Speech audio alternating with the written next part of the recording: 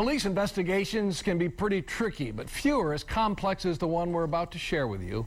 7 Action News investigator Bill Proctor has the incredible story of how a police raid in Redford has triggered a slew of allegations, investigations, and frustration.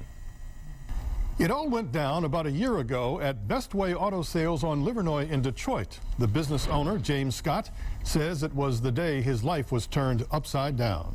That particular day, all hell broke loose. Everything I worked for was stripped from me. James Scott doesn't mince words when he talks about the February 2nd, 2012 raid at his auto sales and scrap metal business. His anger is pointed at the Western Wayne Auto Theft Task Force, which is run by the Michigan State Police. They waited till we left to invade our house, invade our home, tear down the door, and just tore the house apart. Scott says the task force was searching for stolen cars that had been towed to his business to be crushed and sold as scrap. Scott sells used cars and recycles others for scrap metal. He uses independent tow truck drivers to find the junk cars. After taking them to the crusher, the scrap steel company pays Scott for the value of the metal. I was #1 in this town, in the scrapping business, but I did it honest.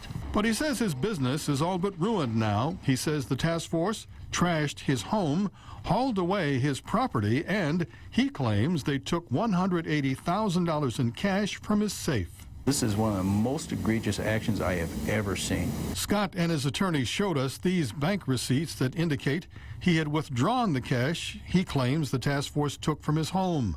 They also gave us these photos showing how the place was trashed during the raid. We've also obtained this search warrant that the raid team used to seize the property from Scott's business and his home. Some of the items have been returned, but there has been no mention of the money. And there are still 19 vehicles, including trucks needed for his business, that are locked away in storage. So we went to get some answers. This is 2nd District headquarters for the Michigan State Police, also the headquarters for the Western Wayne Auto Theft Task Force. But no one's talking here, not Lieutenant Ray Collins, who heads up the task force, and not this man, Detective Sergeant Kevin Rafe of the Redford Police Department, who was in charge of the case. We were able to get a response from the Michigan State Police headquarters in Lansing. They gave us a written statement that says, in part, it confirms an internal investigation was initiated in April 25th of 2012 following a report that money was stolen during the execution of a search warrant at the residence of Mr. James Scott. This investigation is ongoing, unquote. Beyond that, what we do know is that since the raid 12 months ago, not a single tow truck driver has been charged, despite evidence that 60 stolen vehicles had been scrapped by Scott's company over a 10-month period. That is out of 5,000 vehicles scrapped. These forms obtained by Action News show both the State Attorney General and the Wayne County prosecutor refused to charge Scott because, quote, since Best Way does not process the vehicle's original title and the vehicle is destroyed at strong steel, there is no way for the suspect, Mr. Scott, to know if the vehicles it sells are stolen, unquote.